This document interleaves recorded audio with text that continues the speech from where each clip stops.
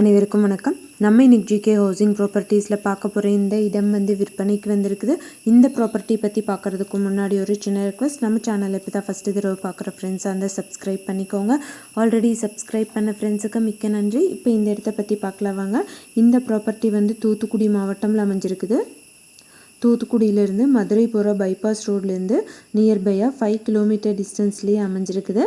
6-வே bypass ரோட்லேருந்தும் 5 kilometre தொலைவில் இந்த இடத்துக்கு ரீச் ஆயிடலாம்.